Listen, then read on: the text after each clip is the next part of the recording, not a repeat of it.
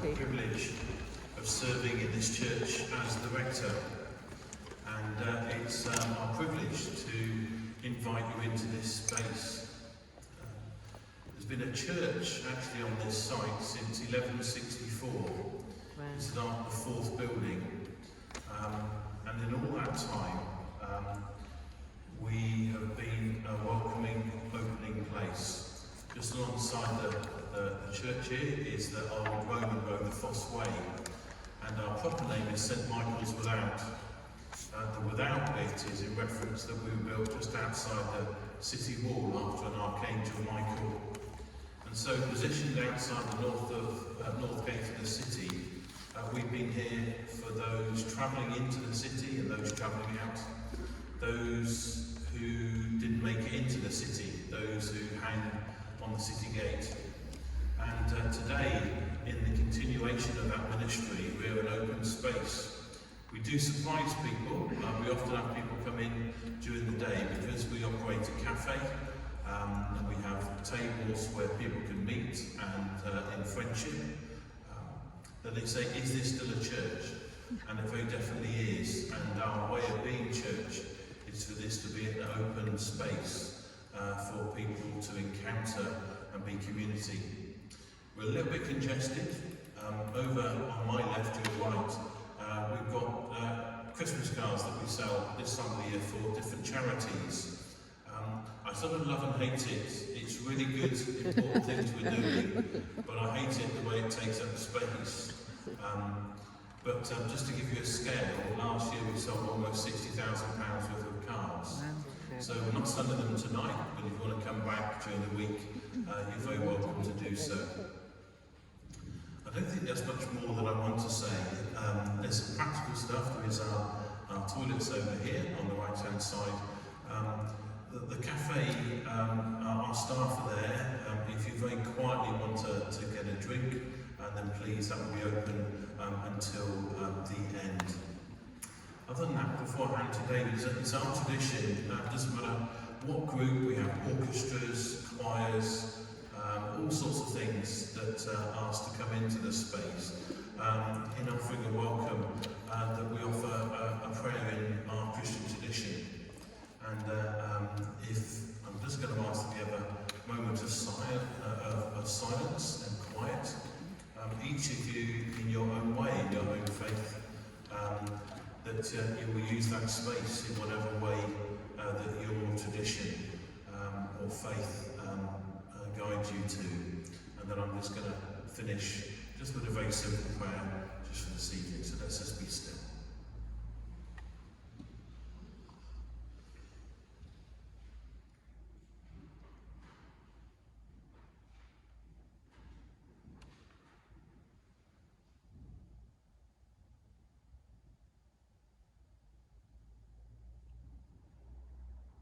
Father God, we thank you for this space, for this gathering, and pray you bless this evening in your name. Amen. Amen. David.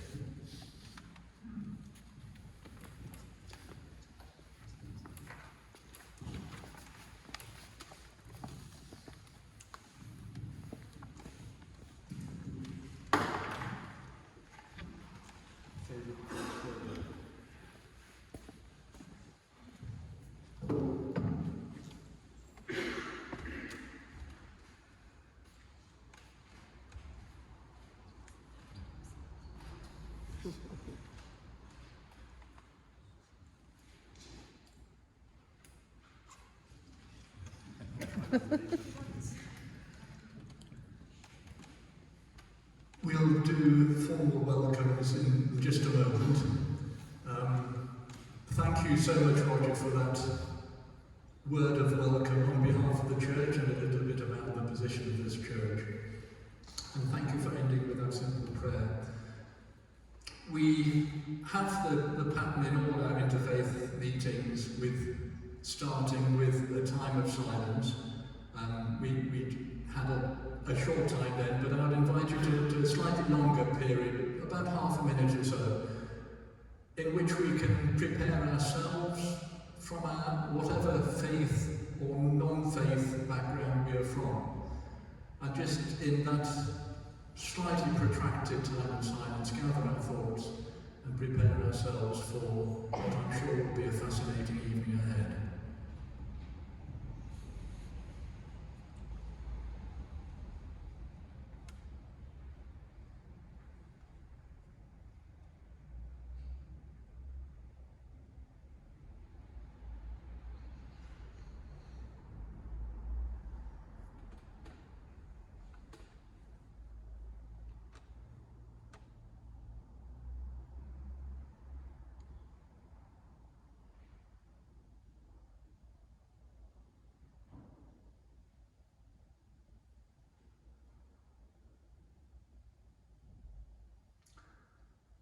Thank you.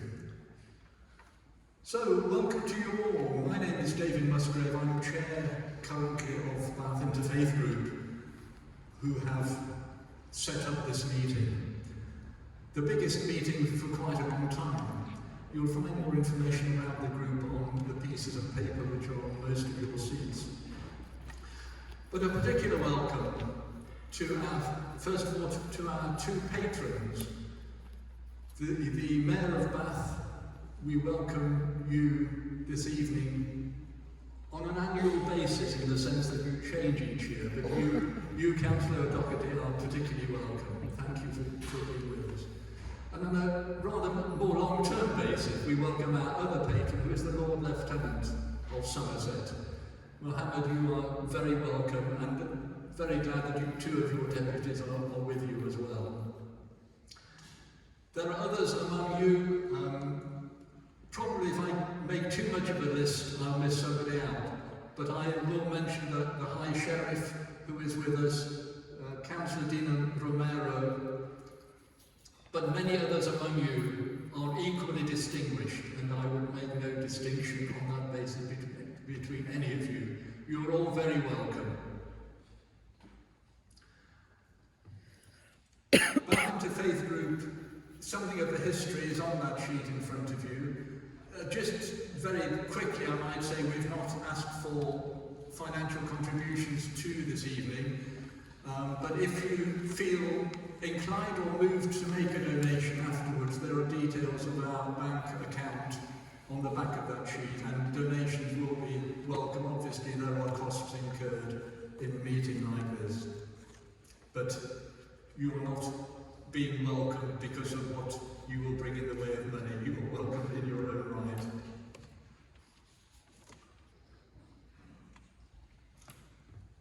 Before I introduce our key speakers, the format for the evening, I've asked our two speakers each to speak for about 12 minutes initially, so they will give a general background to their faith's position, understanding of science and religion. And that will be followed by about half an hour of conversation between them. There are a couple of questions to spark them off, but I would imagine, knowing both of them, that there will be no difficulty in them sustaining a very lively conversation for about that length of time. There will then hopefully be about half an hour at the end for your questions. You will find blank pieces of paper spread around. If you have a question, very much on the theme.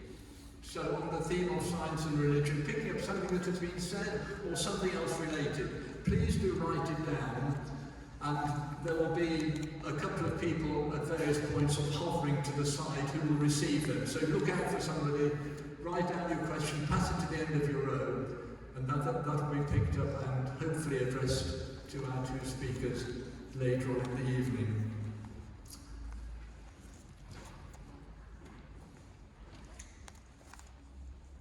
We have then two eminent faith leaders from our local community.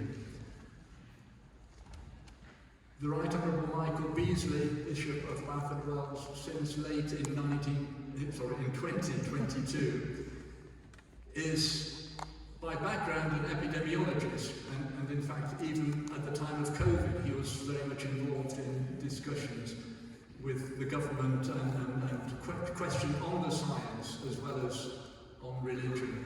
So throughout his career in the church, he has maintained that interest, and therefore he's a very special speaker for us to have this evening. Imam Mohammed, Imam of the Bath Mosque, has a very distinguished background himself in theology and has recently co-authored a book on science and religion in Christianity and Islam. So we have two speakers who are both very well qualified. You don't want to hear my voice all evening, so I'm going to stop. I'm going to invite them now to come forward, and at that point, each of them ushers the other. Perhaps you should come together.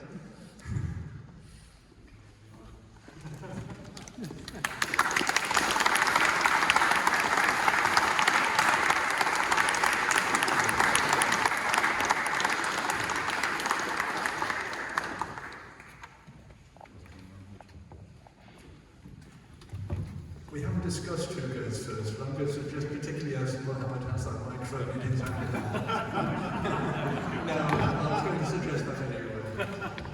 Would you like to start us off? And then I'll invite Bishop Michael to follow. Absolutely. Even though I always expected Bishop Michael to go first, given your seniority and that, I have much admiration for the work you've been doing. And I'm absolutely delighted to be sharing a platform with yourself tonight. Thank you so much, David, and Bath Interfaith Group for organising this.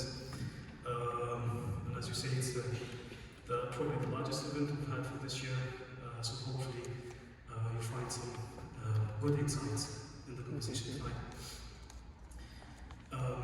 Science and religion is a very interesting subject.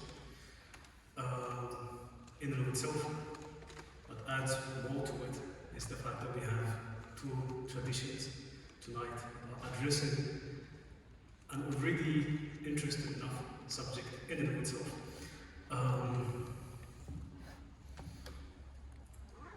And I honestly, when I thought of a good starting point to start with, I realized that it's a very multifaceted a multi-layered subject area. So I wanted to share three primary points with you tonight as a this first section. The very first point I want to share is to do with definition. The word science, pretty much in the Western tradition, has come to be referring to natural science, STEM subjects, broadly. In the Islamic tradition, the term is very, very, very broad. That is, what equates science in Arabic would be the word ilm. And ilm literally means knowledge. And when we think of this subject in the Islamic tradition, the word science, in the sense of it being knowledge, would be used as a prefix to literally every single subject that we study, be it humanities, be it STEM, no matter what. So we would say, for example, to physics. Physics is the science of the nature, science of nature.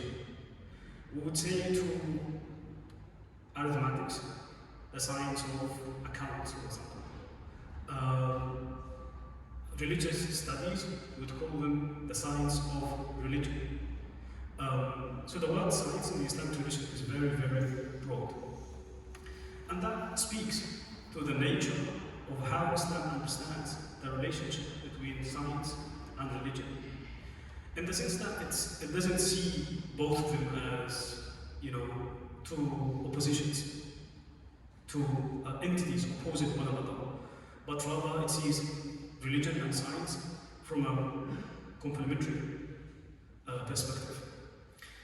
A good indication of this is literally the first couple of verses that were revealed to Prophet Muhammad in the Quran. Literally say, "Iqra bismi rabbika alladhi khalaq." Read in the name of your Lord, the one who created. خلق الإنسان من علق. The one who created the human being from a piece of thick blood. what we see in those verses is literally a piece of revelation that first and foremost addressing in its first encounter with a human being a subject of nature and a subject of creation. That is, اقرأ باسم ربك الذي خلق. Read in the name of your Lord, the one who created. So it's revelation meeting creation. Supernatural meeting the natural. This comment at the very start of the Islamic tradition literally indicates how the two subjects integrate. And that takes me to the second point. The second point is to do with a very common concept that is very famous, was actually produced in the West, which is in the Western tradition. The Islamic world has often been viewed to have had what is called today the Islamic Golden Age. That age begins roughly from the 9th century up to the 15th century. And from the 15th century comes the decline age. My second point will be focused on the Golden Age. My third point will be focused on the decline age. The Golden Age.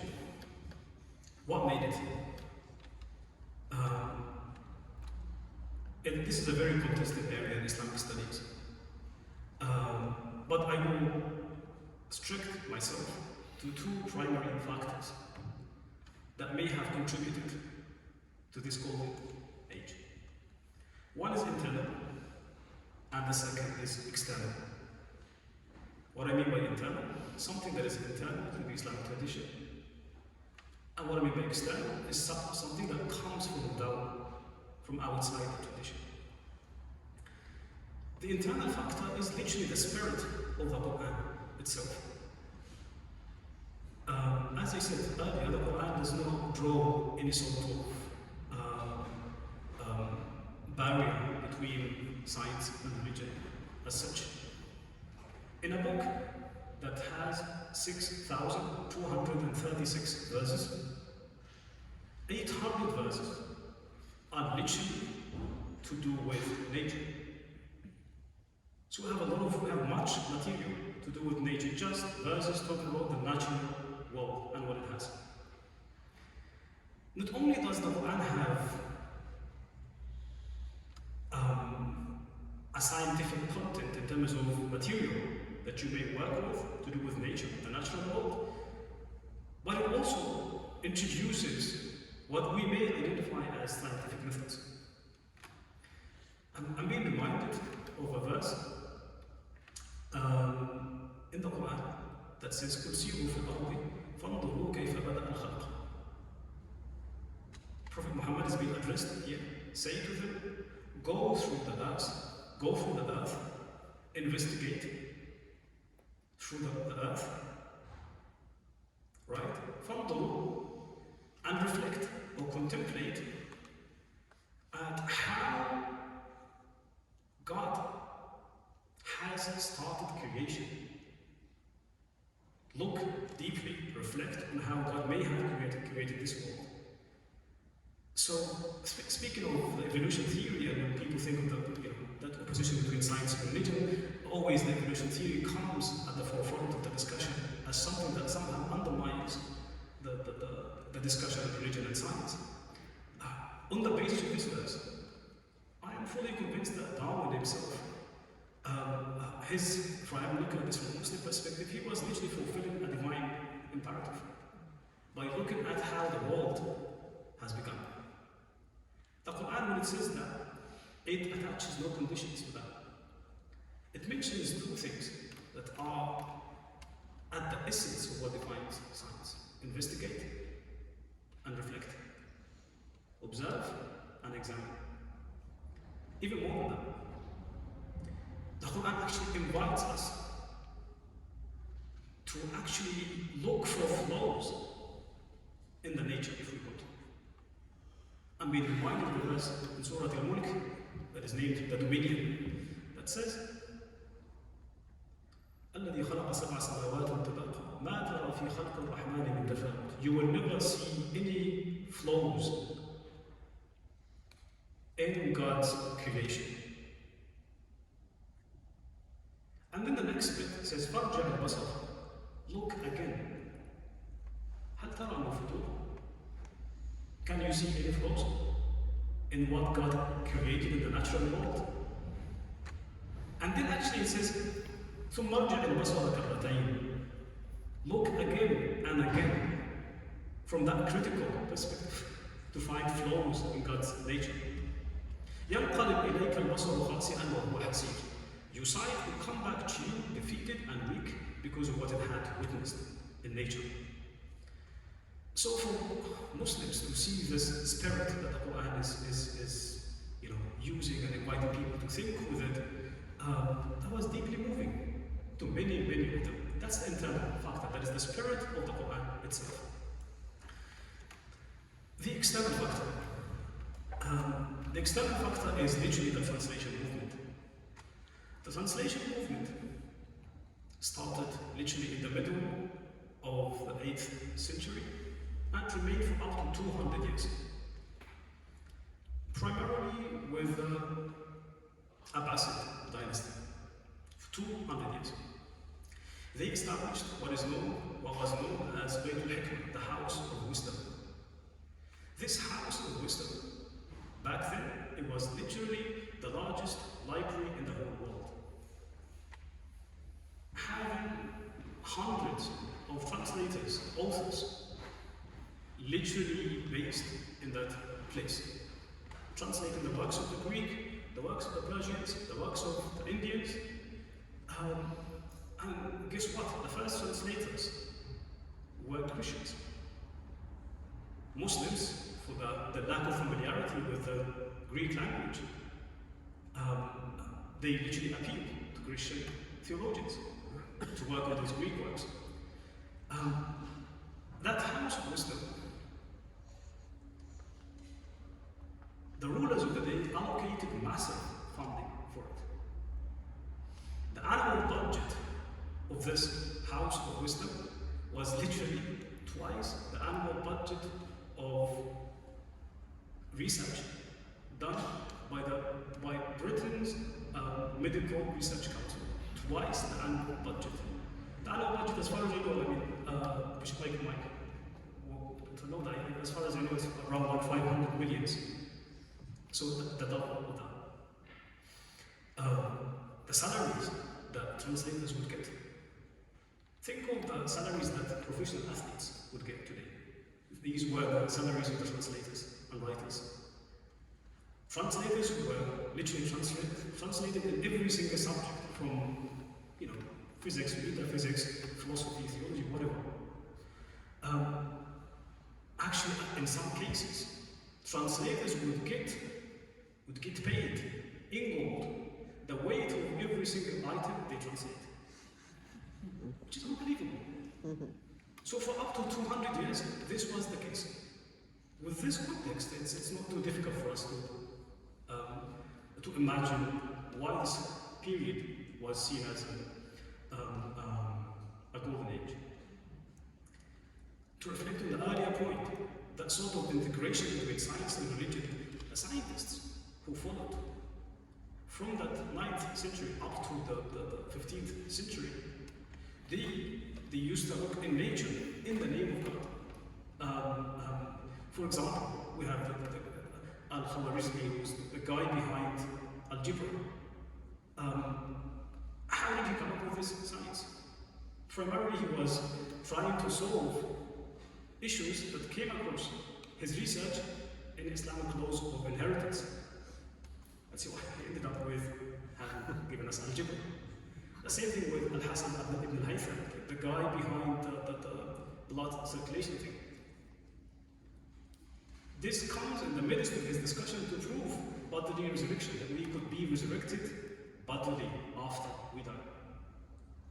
The same thing applies to Fakhruddin al-Razi, who lived in the 12th century, who actually discussed and entertained the idea of multi-universe.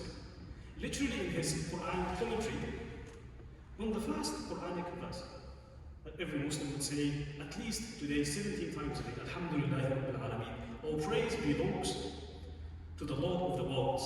And he reflects on the word worlds. Why does God use the word worlds in the plural? And he actually says this literally means there are worlds that are behind us. For someone to entertain this, in a world that was primarily, its view of the world was mainly earth-centered, for someone to say there are other worlds. And he's speaking with that apodictic language, very categorical. He says, if the Quran says that, it must be, even if we haven't reached that. And that takes me to the third point. What went wrong? Up to the 15th century, we're talking about the so-called Golden Age. From the 15th century up to this very moment, we witness what has often been called the Age of Decline. For this, I have two key factors in mind.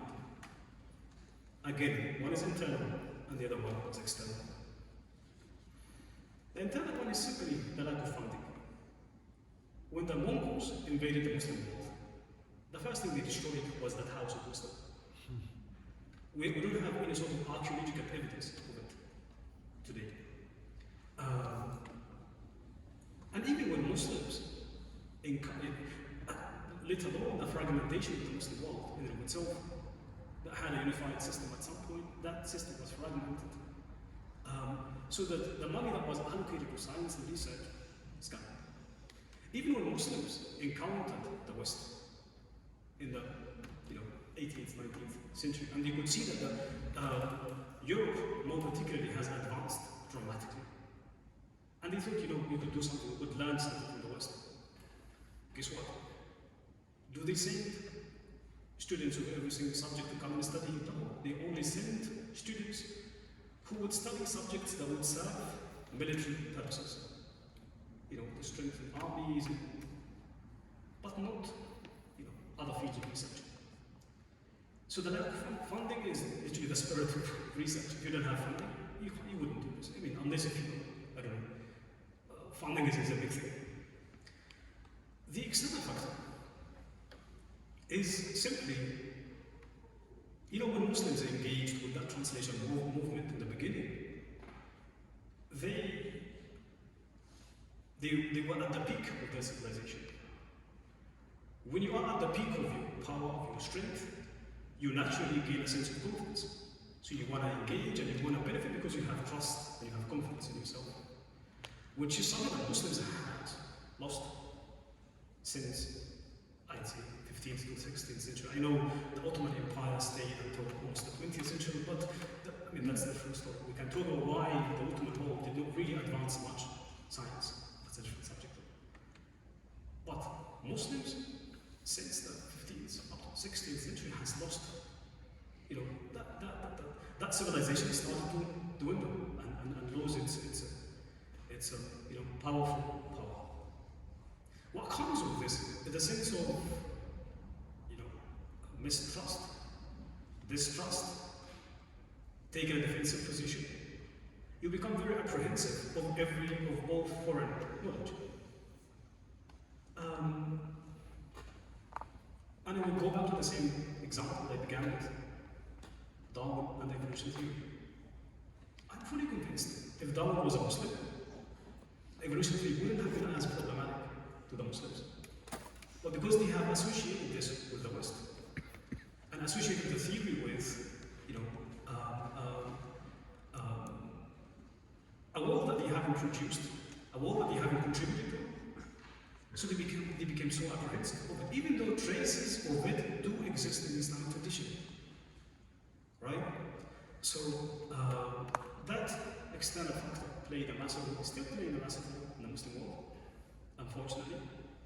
But things are moving forward, as in the world is becoming much more globalized, and hopefully this will bring back that sense of integration that we'll be looking for.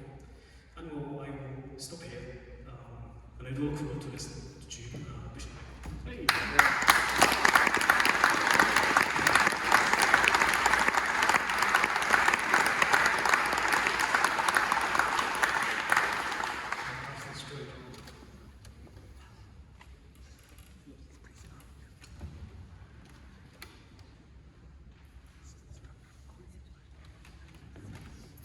Well, that was amazing and a real tour de force of breadth of understanding and scope. That was amazing to listen to. Thank you so much. I hope I can match up in any way to any of that. So my name's Michael, I'm Bishop of Bath and Wells, and as has been said in the introduction, I have a background as a scientist. I'm an epidemiologist by background.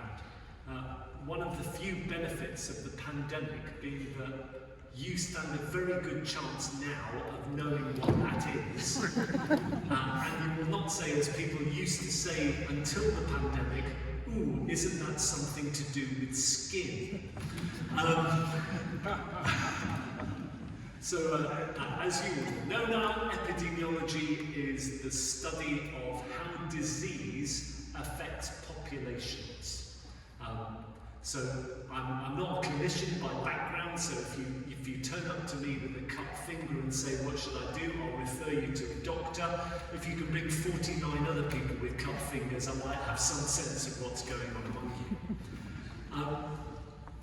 My study in epidemiology was in looking at how to improve the health and nutrition of children in schools in low-income countries. So imagine a country like Tanzania 20 or so years ago. It would be a country where many children and often older people were infected with many common diseases, often parasitic infections, with access to very limited health services. So comparatively few doctors and nurses, comparatively few hospitals. But even then, Tanzania at that time had lots of schools and lots of teachers. And the work I was involved in was looking at how teachers might be enabled to deliver very simple, very safe, low-cost health interventions to the children in their care. And I appreciated being involved in that research enormously. I've just met one of my old colleagues in the audience this evening, which has been really exciting. And so it's good to reflect on that. When I go into schools, as I do quite a lot of the time, and I tell a class full of children that a bishop has a background as a scientist, they all kind of go, ooh. Because I think there is a very strong expectation, often in what we're taught in our country from a very early age, that science and faith are somehow in opposition to each other. That if you want to be a person of faith, you can't be a person of science, and vice versa. And after children have said, ooh, about my being both a bishop and a scientist, usually the next question I get is, well, what do you think's going on in Genesis chapter 1 of the Bible? Do you think the world was made in 6 days? Again, I think often because it's taught that that's what all people of faith believe. And I have to disabuse children of that notion and say, you know, I don't think Genesis chapter 1 is like David Attenborough being followed around by a film crew and the whole thing happening in real time. I think the first chapter of Genesis and the whole book and the whole of Scripture is something which is much more subtle, much more complex, the source of great and deep truths that we're invited to engage into and come to understand.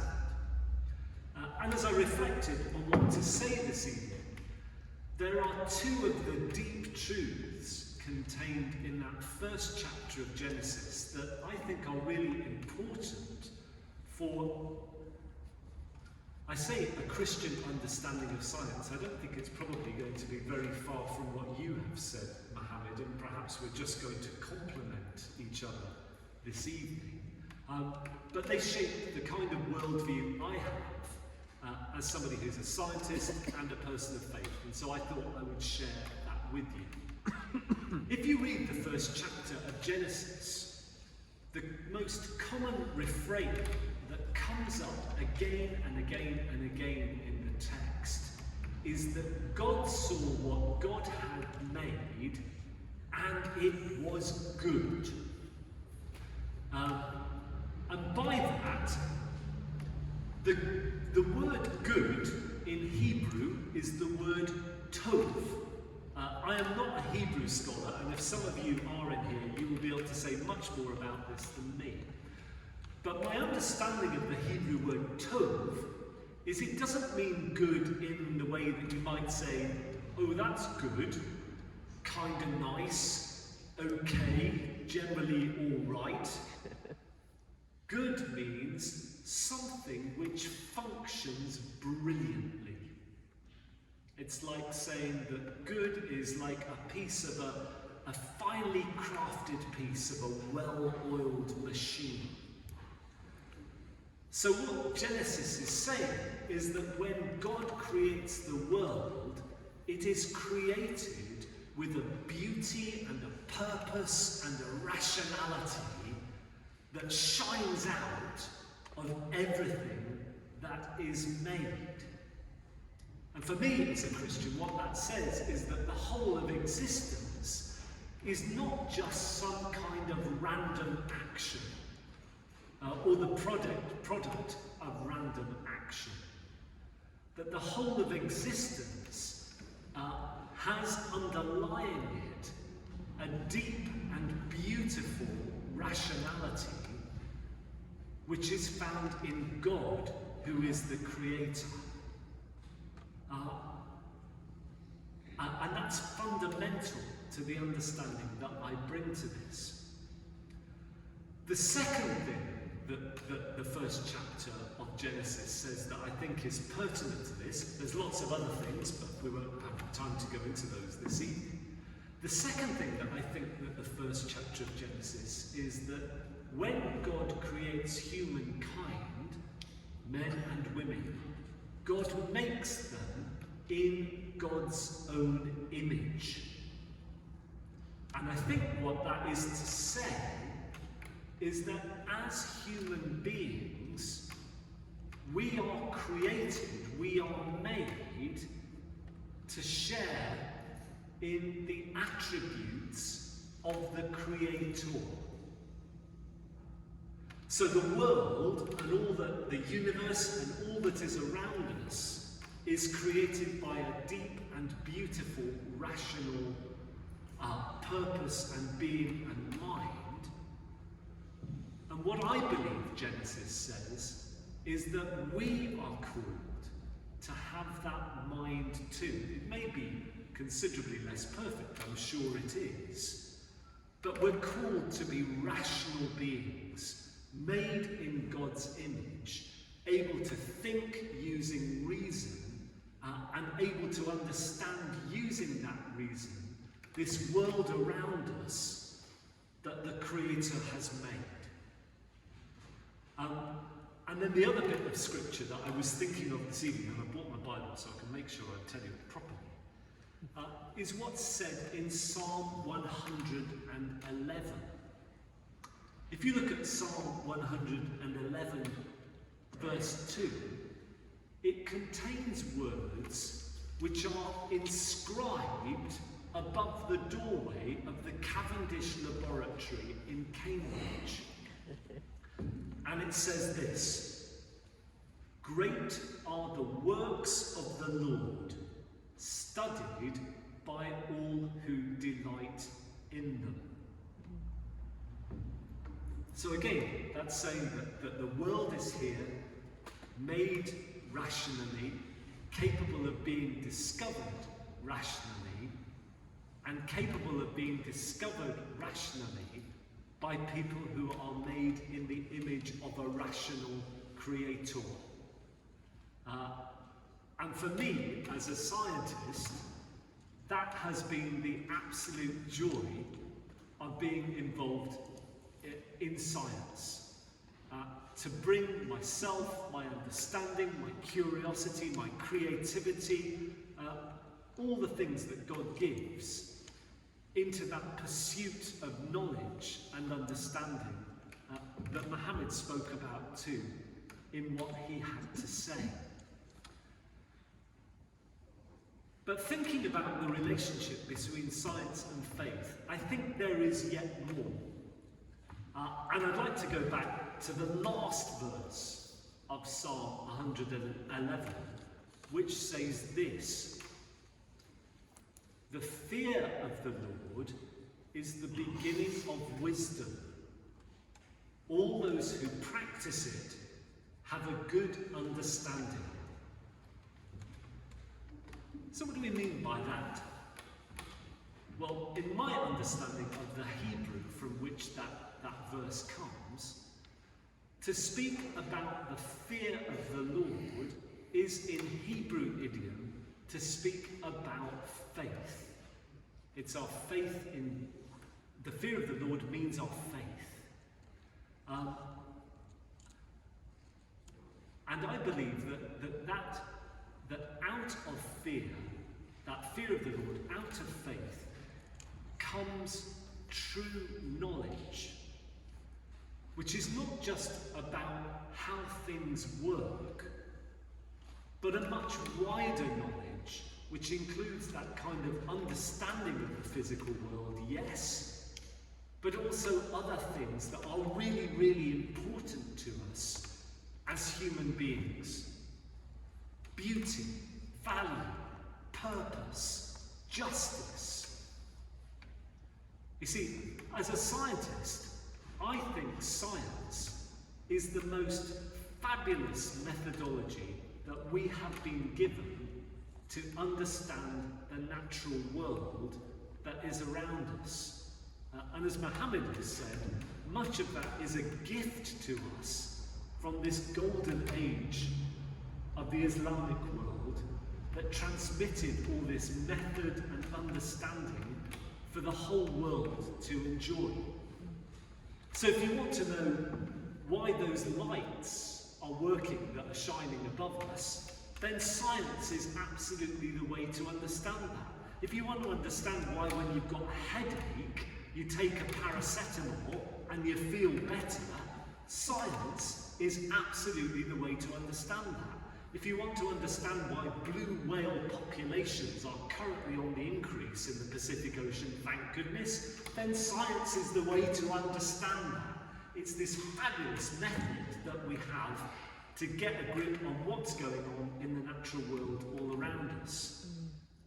But I think it has its limits. I'm not sure that science can tell us why we love another human being. I'm not sure that science can tell us why we should espouse values of justice and decency and fairness in our common life. I'm not sure that science can tell us what we should make our life's work, what we should give our passion and our understanding and our intellect in pursuit of those things.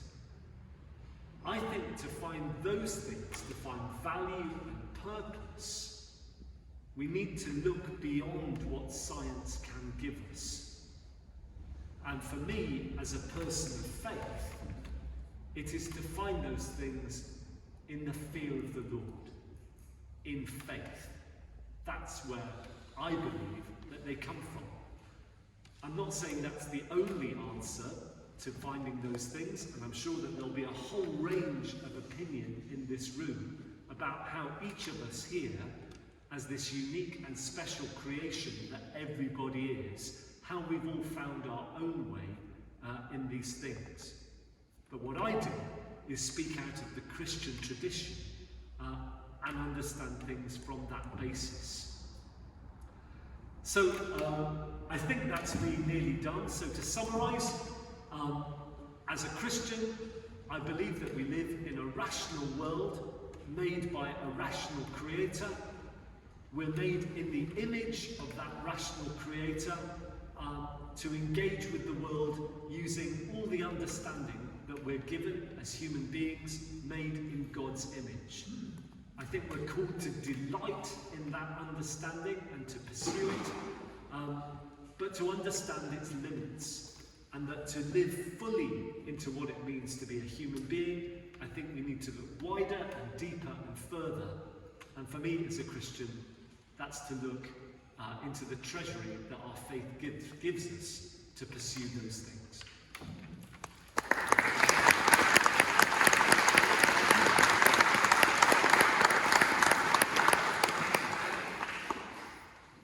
Thank you both. I think, well, I've been bowled over, I think, by so many ideas, so many thoughts coming together. You both, in some way, alluded to, I guess, the fear of science, which comes at times of uncertainty in the case of Islam, following the Golden Age. It comes out of uncertainty, I guess, among many people who have that traditional sense of a division. But it's particularly marked, I guess, in our current age, over two issues over recent years: climate change and vaccinations, where there has been a great upsurge in certain parts of the faith community in hostility towards science, most notably North America, I guess, but there have been elements of that that people have talked in ways they hadn't before, of distrust of science coming from a faith background.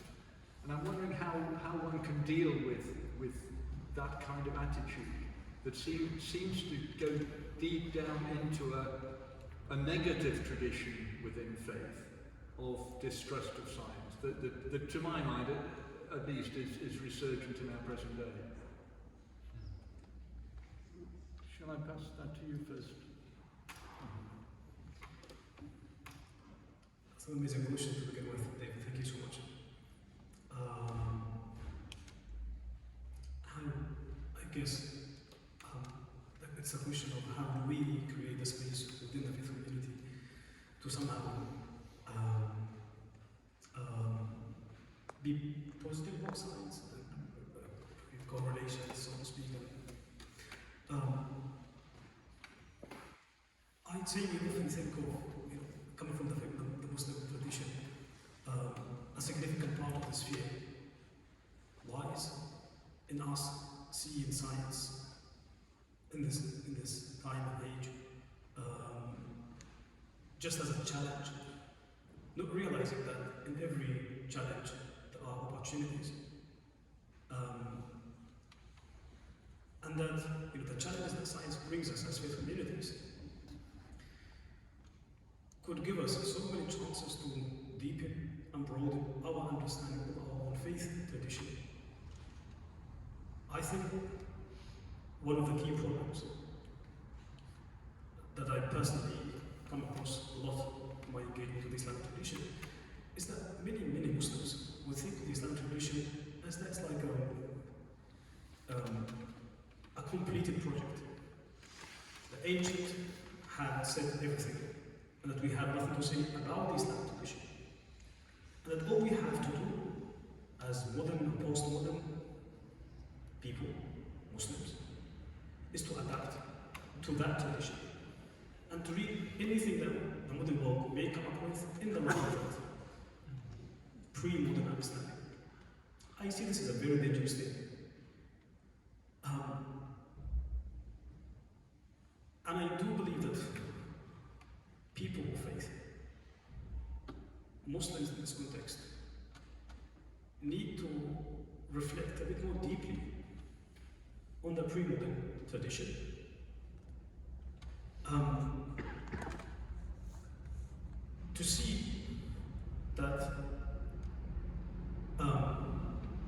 what applies to the modern tradition equally applies to the pre-modern tradition, in the sense that in times of struggle, what people tend to do is to demonize a specific tradition and to idealize a specific tradition.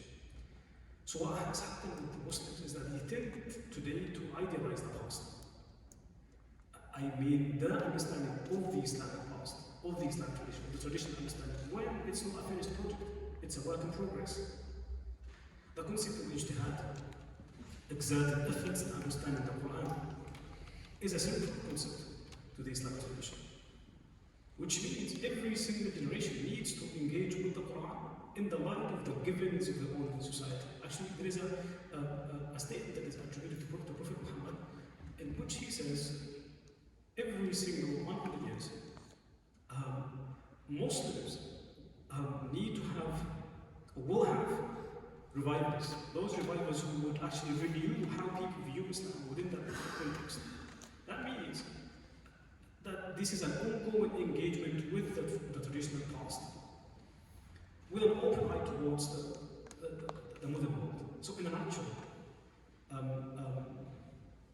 a good way, probably, to get my faith community to be less apprehensive of science is simply to understand the flaws of the past as well, and to come out of this sort of the demonization of the modern world, the demonization of the scientific domain, and to avoid idealization of the past. Once your eyes are open to this, you become somehow more balanced. We don't want people to become vessels where we fill those vessels with modern ideas or with scientific ideas. That's not the point. What we want the faithful communities to become open. There is nothing that is so special about the past that makes it, that entitles it to a monopoly on truth. Nor do we have. So perhaps a continuous revisitation of the subjectivity and the limited nature of our understanding, be it modern or pre-modern. So getting people to really understand the subjectivities of our pursuit as humans.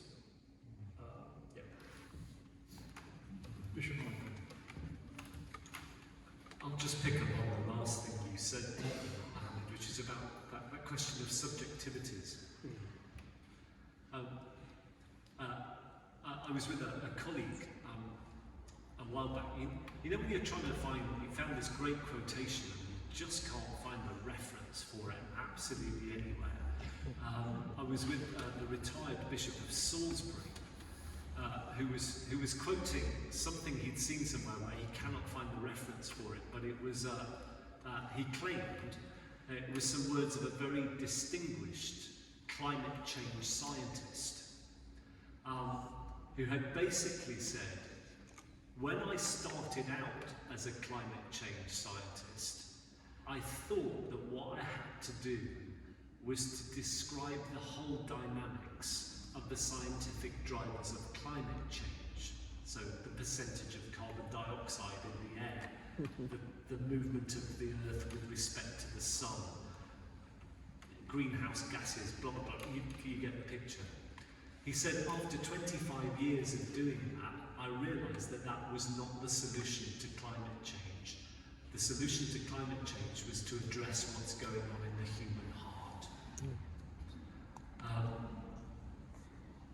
And I wonder whether that's actually what's the driver of religious objections to climate change, is our sheer unwillingness and inability to admit that what we are doing, what it is doing to our planet. Because to admit that will be hugely inconvenient for all of us.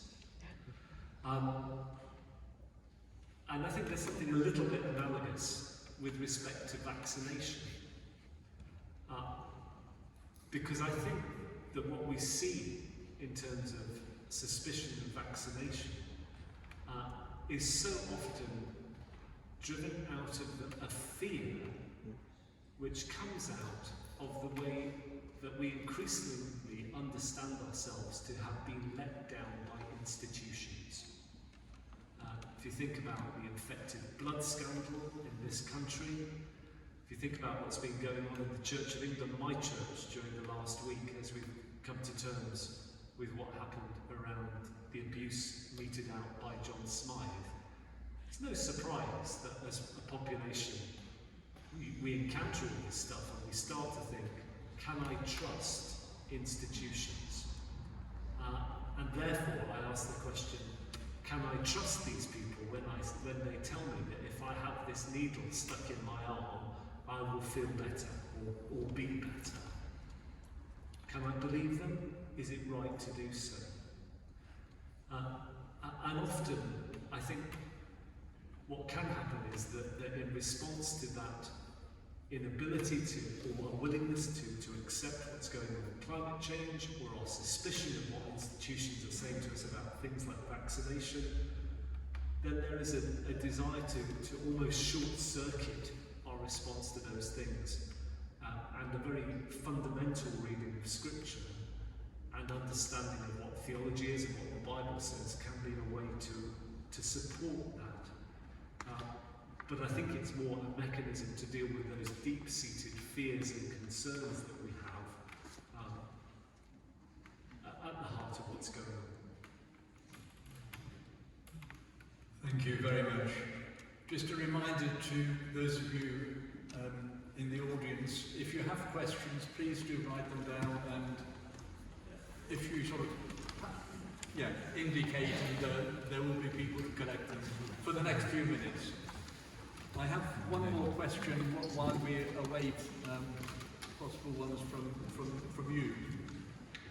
And this is, are there any areas of scientific investigation where input from religious wisdom is necessary? I.e., should religion and science work hand in hand in some areas? I mean, I think we've addressed that to a considerable extent already, but the question as to whether there are specific areas where religion and science should aim to work more closely than they do at the moment.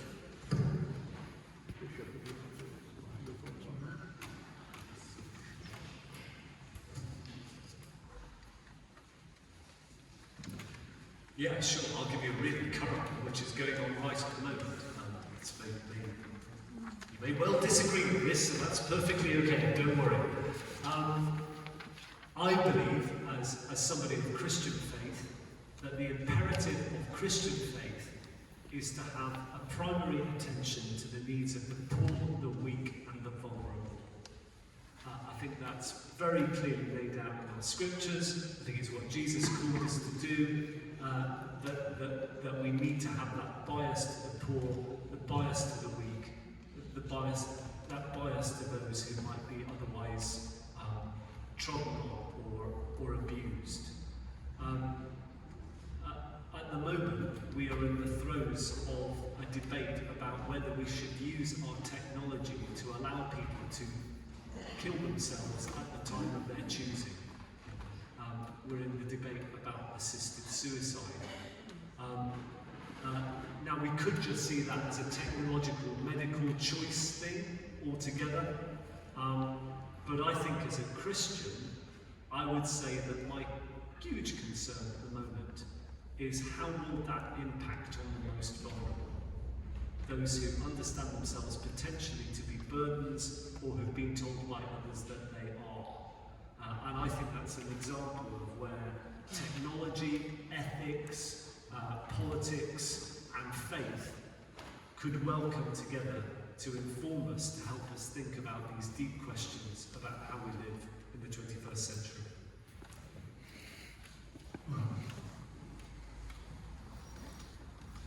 Following, take it from Bishop Michael's point, again, not too far from I believe the area of ecology and the environmentalism and environmental ethics, evolution is a good starting point for science and religion to be viewed from a different perspective.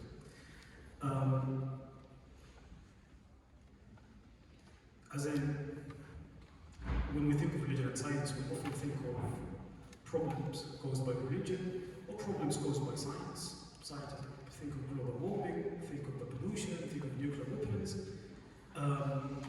think of common areas that we can both work on is a deeply important point, and a good starting point for us to really bring back the holistic perspective that we, Bishop Michael and myself, began with. I think that sort of integration between science and religion, our salvation is literally in that sense of complementarity.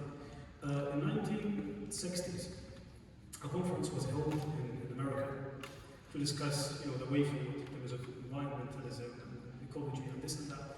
And the Abrahamic tradition has always taken pride in the fact that we see ourselves as stewards of Earth. We,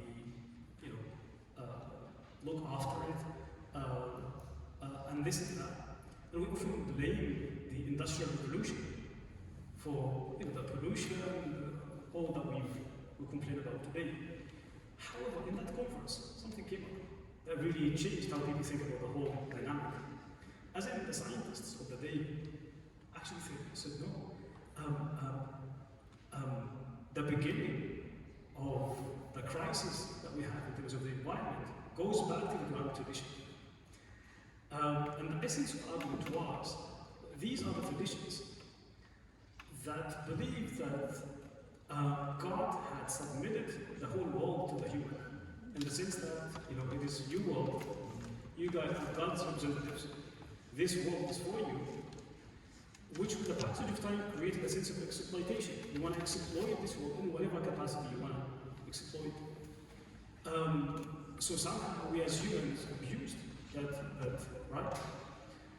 I'm not saying this was the case, and it doesn't have to be like a one-sided interpretation. It could be both worlds. So actually, this is a very good example of how the two traditions, scientific tradition, if I am to use this dichotomy, to collaborate. Given that we both assume, again, that this dichotomy exists, can collaborate on something. That we both believe, we both contributed to this, be it a faithful community or a scientific community, so to speak. Thank you for all these questions that are far more than we're going to be able to get through. But what I'll actually propose to do is just to read some of them in sequence, and perhaps ask you to pick up thoughts. Some of them are commentaries on what has been said.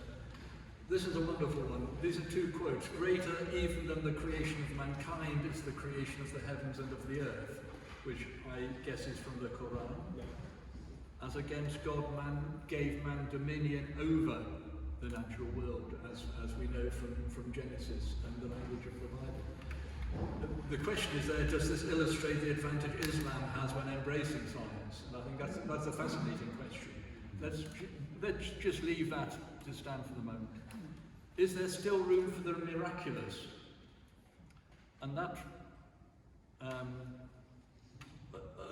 related to that, is it possible that the miracles performed by Muhammad and Jesus derived from their understanding of a universal spiritual science that had the power to heal both physically and mentally before the development of practical medicine?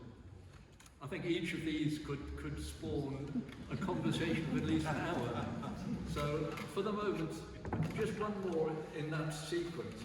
Both speakers mentioned the need to observe and reflect and celebrate the goodness of creation is the natural outcome of mixing science and religion in this contemplative way, according to creativity. I don't know if you would like to make any comment on any of those. I guess the area of miracles was quite good, between those couple of questions, isn't it? So I'll probably comment on that. As this is actually one of the key areas of disagreements between science and religion. Again, science is to do with the natural, religion is often to do with the supernatural. That's how it is been viewed. However, again, to the Islamic tradition, I do recognize this is a challenging area, and no way I can really come up with a solution to this. But this is a problem from the Islamic perspective, in the sense that the existence of physical miracles in the Islamic tradition is very few. As in, Islam's primary miracle is the Quran. Beyond the Quran, every single thing that has been taken as a miracle is actually debatable. As in, people think of Prophet Muhammad's ascension to heaven, many Muslims would take a different perspective than how people view it as a physical journey as such. So, Islam's primary and agreed upon miracle is literally the Quran. The Quran in and of itself does not invite Muslims, does not invite people to really take it at its face value. It asks Muslims to engage with it. It asks Muslims to reflect upon it. It actually critiques and condemns people who believe in the Quran without engaging with it. وَالَّذِينَ إِذَا ذُكِّرُوا بِآيَاتِ رَبِّهِمْ لَمْ يَخِرُّوا عَلَيْهَا صُمًّا عُمْيَانًا. The people, when the verses of God are recited to them, they don't submit to those verses blindly. Doesn't they know why this is so special? Why this has a divine origin to it? Well, the point I'm trying to make is supernatural miracles as physical miracles is not a big deal in the Islamic tradition. So, yes, the Quran thinks of itself as a miracle, but it somehow changes how it views the concept of miracles, as in, actually I'm being reminded of how the disbelievers of Mecca, when Prophet Muhammad started to, preach Islam, so to speak, they kept asking the Prophet for physical miracles. And the Quran always said, no, that's not the way forward. The way forward is for you guys to engage with me, with the Quran, intellectually, reasonably, and that's it. And that's the primary reason, by the way, the people of Mecca were the latest to come to Islam. The Prophet stayed with them for 13 years, and he lived in Medina after that for 10 years, and he came back to Mecca by the end of his time in Medina. And the vast majority of people of Mecca did not accept the message only after he became so powerful. So the point I'm trying to make is that they always insisted we need a physical miracle. That the Prophet himself was aspiring for that by way of, giving them what they are looking for. And the Quran always said, no, this is a new age where your relationship with this book would be one of intellectuality in the first place. Yes, I am fully cognizant that there are Muslims who would believe in many physical miracles as such. But at essence, the thing that all Muslims would agree with, as Muhammad's or Islam's primary thing, probably only miracle, so to speak, would be the Quran. So what I'm trying to say, the whole Olympians, the natural and the supernatural is not really a big thing in the Islamic tradition.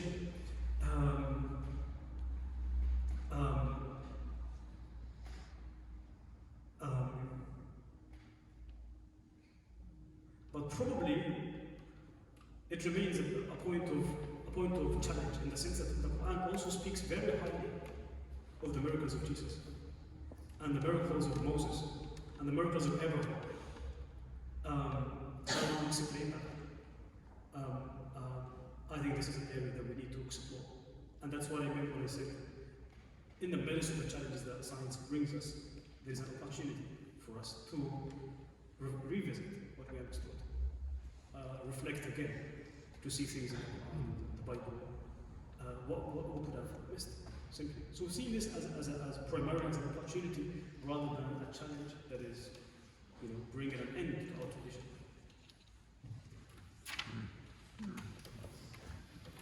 Wow.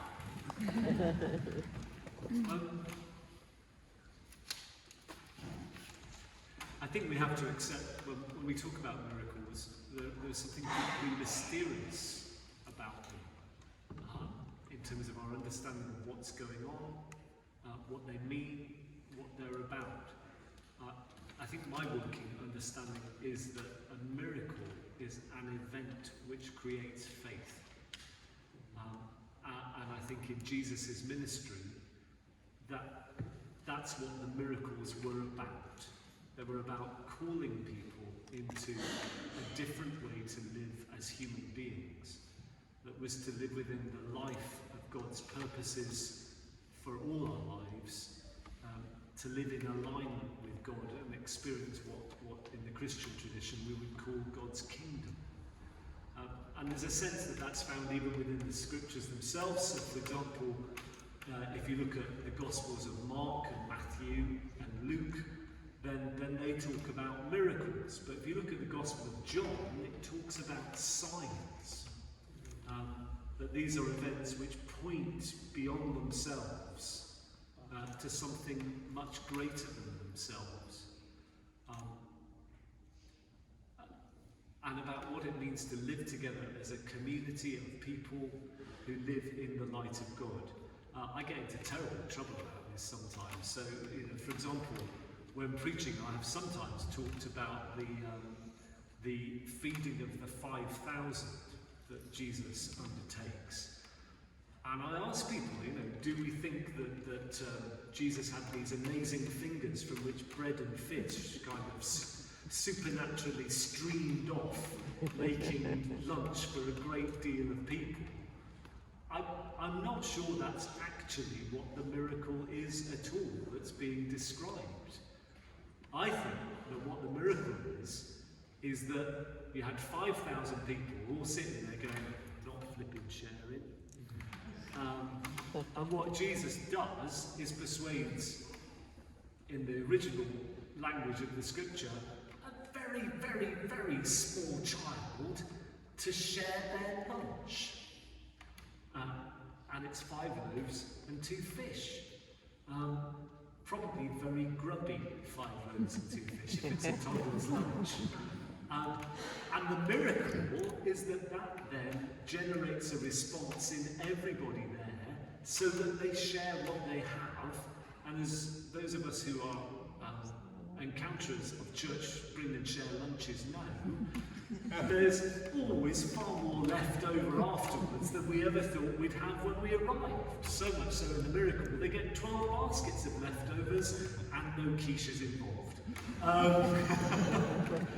So I think there is that going on in miracles, but even then, just going back to the mystery, I think the big question for me, and I'd love to know what you think, Mohammed, is,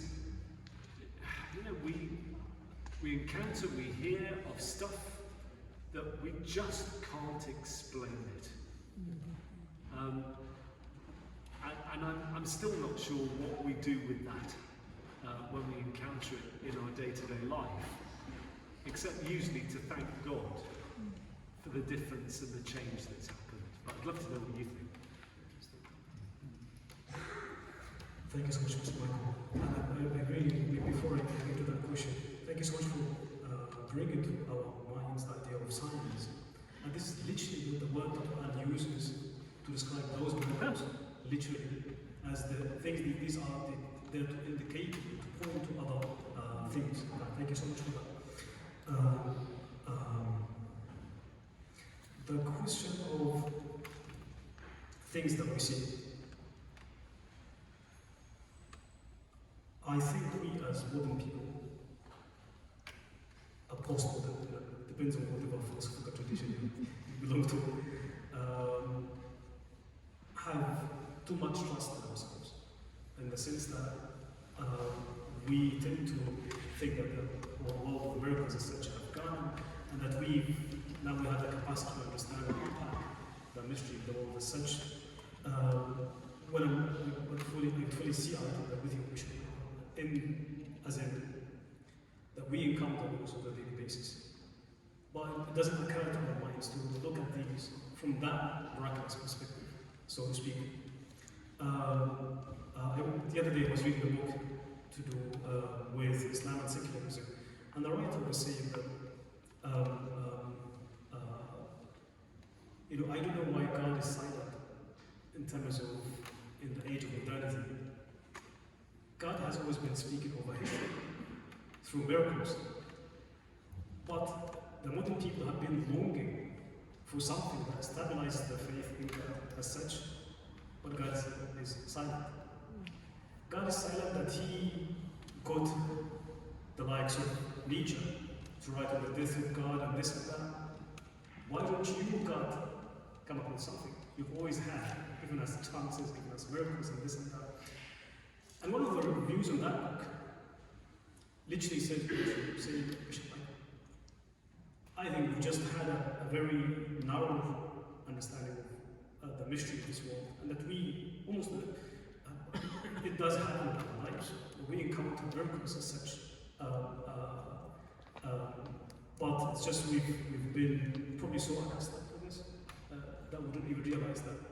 So I definitely see eye to eye with you with that. Thank you once again.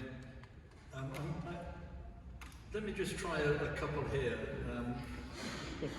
The two questions, in fact, where the word evolution comes in. How Islam and Christianity see themselves in engaging more in science, and how both religions confront challenges such as the theory of evolution and the other one, which I had in front of me a moment ago, how do you manage situations when it seems, and I think the word seems is important, that current scientific knowledge disagrees with one's religious belief? For example, human evolution and creation. Where there are conflicts, how do we resolve them?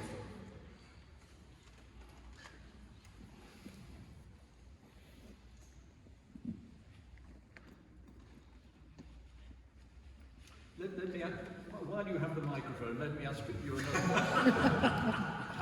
How do you reconcile the resurrection stories in the gospel with your scientific rationality? So I think that's perhaps another example to consider.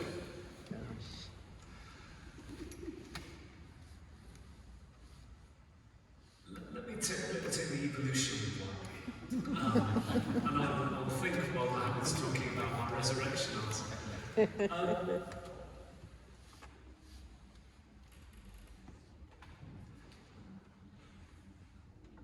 I think the challenge, the conflict that exists there, and I hope this isn't too much of a caricature, is often to make the assumption that Scripture gives a literal account of the process of creation, and that the theory of evolution is therefore in conflict with that literal account. I am just not sure, well, I'm pretty darn sure, that the writer of the book of Genesis, I don't believe for a moment that the writer of the book of Genesis thought they were writing a literal account of creation. I think that's a very modern understanding, which has probably only been really, really current since the 1960s. Because if you look back at the history of how Scripture was read previously, it's been read in all kinds of ways over the centuries. But probably not in that sense of, this is like a documentary film account that we've been given. I often find myself talking about this with children at school, and I usually pick one like Mohammed sitting on the front row, and I say to Mohammed, if you got a letter which said, "Dear Mohammed, during the last month you have used 2,000 therms of energy and euros £48.64, what are you receiving?" It's a gas bill, isn't it? If you receive a letter which says, "Mohammed, you are the most beautiful creation that the world has ever seen, and I love you utterly, and I cannot live without you," you're receiving a love letter. We don't mistake a gas bill for a love letter, or vice versa. Normally. in our correspondence. And my sense with readings of Genesis, which puts them in conflict with a scientific theory like evolution, is I think it's a misreading of genre is at the heart of the problem. Because for me, a text like Genesis chapter 1 is this extraordinary repository of wisdom and understanding and perspective and values and what it is to be a human being and how we're called to live, which is so much bigger and wider and deeper and more wonderful than just some literal account. So I guess that's probably my response.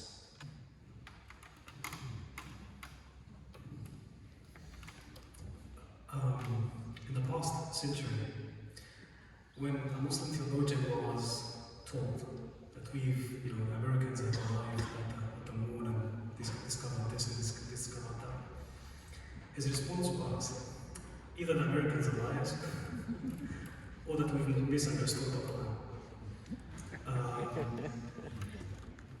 Even though this is really a funny answer, it literally speaks to the essence of the problem.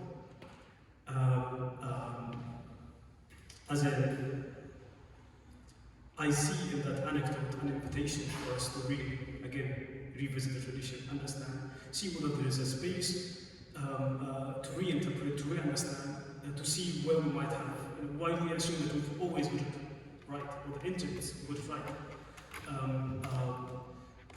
That's one thing. So, related this to the evolution theory, when the evolution theory came up in 1850s and 60s, Darwin and the origins of species, it was not a big deal as such, but when it was somehow popularized and applied to other fields of research through the works of Herbert Spencer, who somehow applied this not just to biology but also to other fields of research, it became a big thing. And it was later transmitted to the Western world, to the Muslim world. When it was transmitted, Muslims have had a spectrum of views on it. The Muslims who fully accepted the whole thing, and they saw no problem with that, in the sense that they happily reconsidered what the tradition had to say about that. In the sense that they basically said, if we, instead of reading the tradition literally, we can try and read it metaphorically. If there is a space for that may bring science and religion into a good conversation, we're happy to go down that route. There were Muslims who rejected the whole thing completely. I talked earlier about the sense of distrust and that defensive position. We have those as well who fully rejected the whole thing. We had Muslim scholars who identified with a theory that is today known as the Adamic exceptionality, in the sense that they could see that some strong proofs for the evolution theory, except that they take Adam as an exception, given that the Quran speaks literally of Adam being created and being made by the hands of God.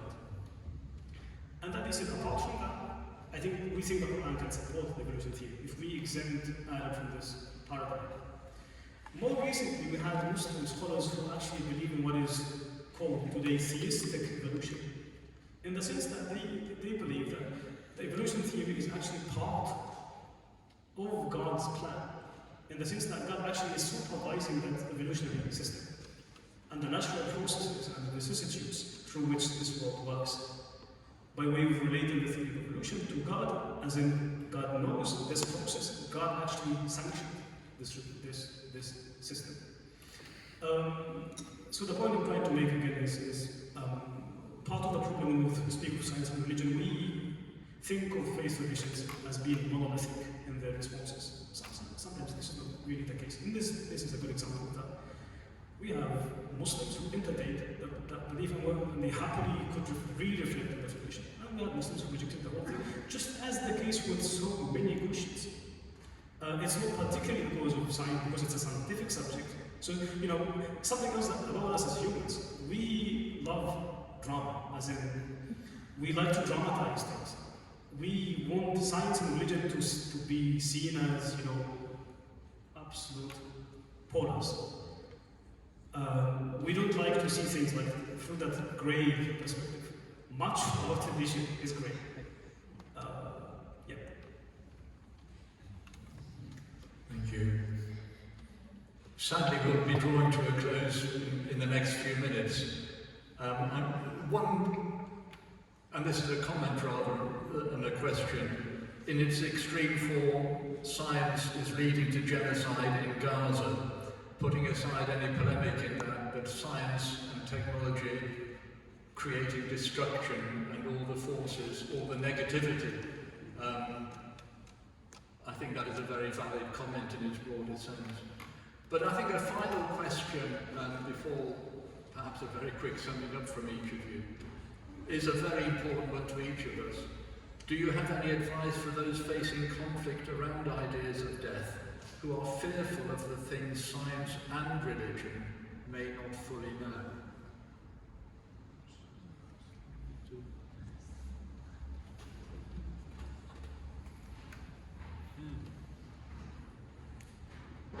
Where science and religion both fail to provide the answers.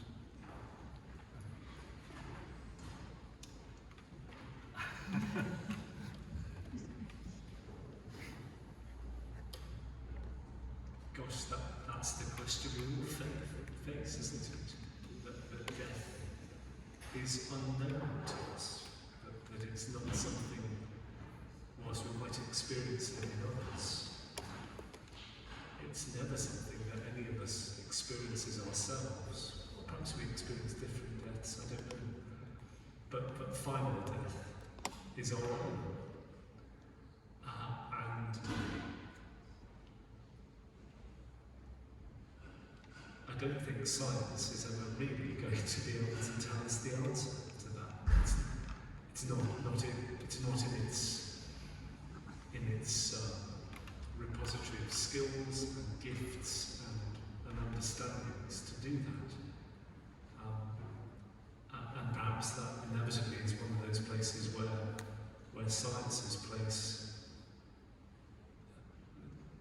to give way to faith may be where that is, I think. That as we contemplate our own deaths, then it's in faith that the answer is to be found.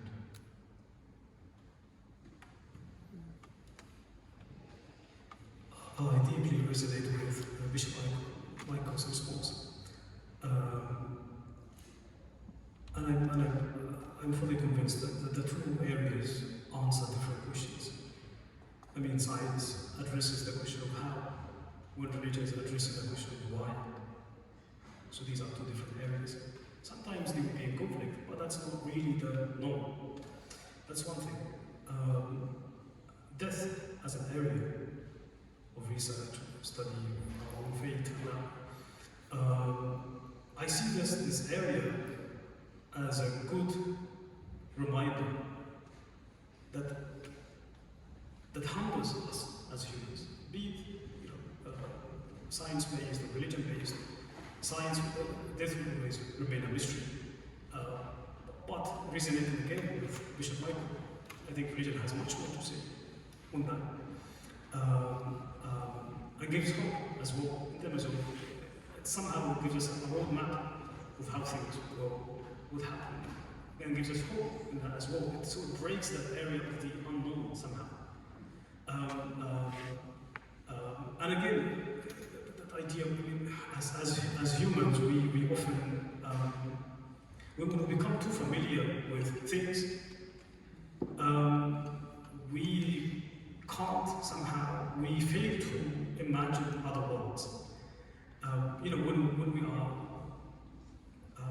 in the wombs of our mothers, whenever asked the question whether there is life after one's womb, it's maybe because we've always been there. We've never seen another world, but there was another world will the world be? All that did happen. The same thing is happening to us now, and from that perspective, religion does provide answers and does provide hope and a sense of optimism towards the future. And again, to reiterate, I don't believe that those two areas, especially when it comes to this question, they are in conflict. This addresses the question of how, that is science. Religion addresses the question of why, two different things. Thank you. So before I ask for your final statements or your final comments, apologies for those of you who have not had your questions read out, but I hope that you'll feel that in most cases they have been answered in the conversation that has taken place. But I'm just going to read two final ones. Science is for everyone, not just scientists. Do the panel think that churches and mosques should be for everyone or only for believers? And would the bishop and imam agree that good religion, like good science, has to work with doubt and uncertainty if it is to find new insights and new truths? Final word from each of you. First you, or you, Mohammed. What's final?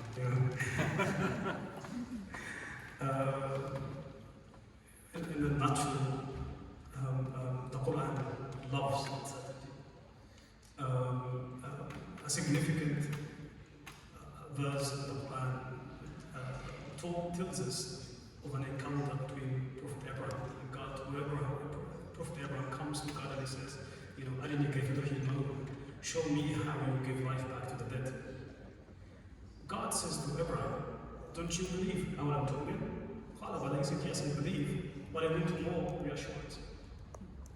And then God tells Abraham to cut a couple of chickens into pieces and invite them back, and will come back to you alive.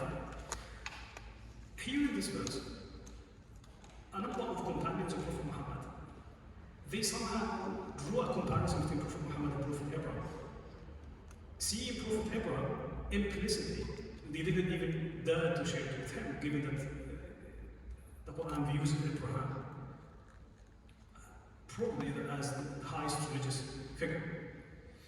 So they didn't dare to voice this explicitly, but the Prophet could read that here is Ibrahim doubting, when Prophet Muhammad never doubted.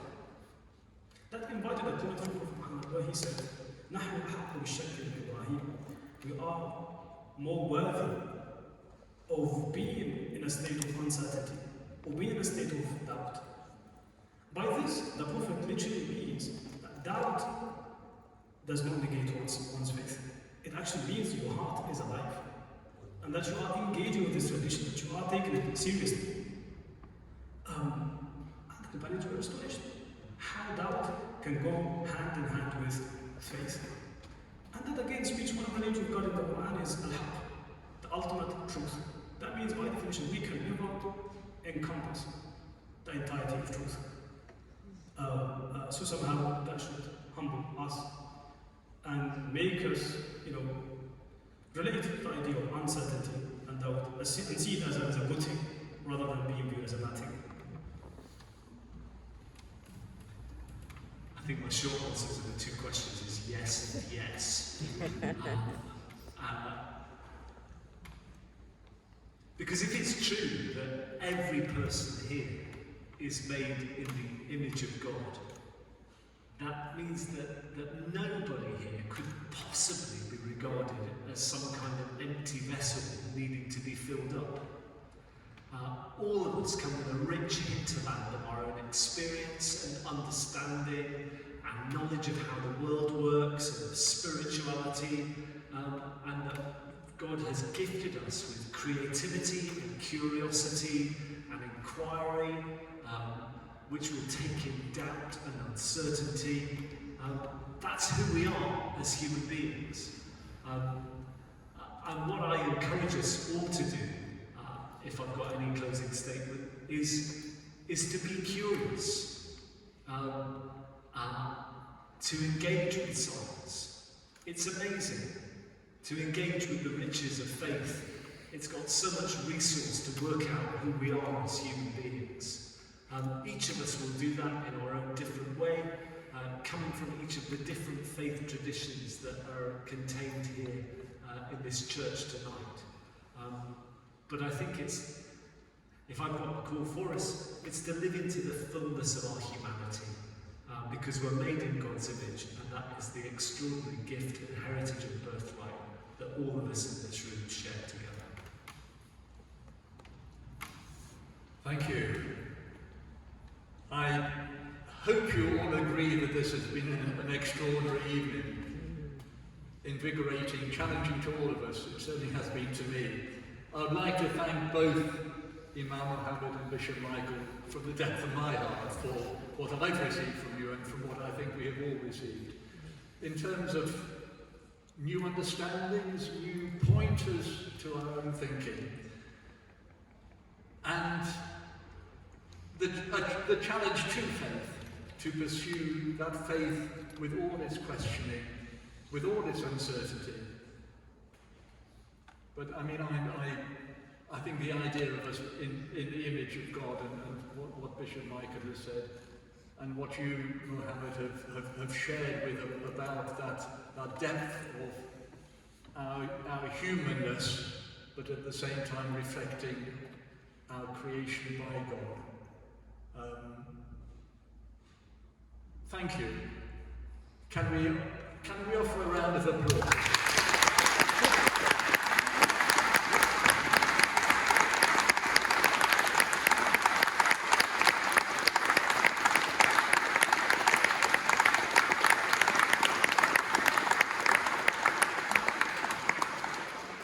Thank you once again to St. Michael's for their hospitality here.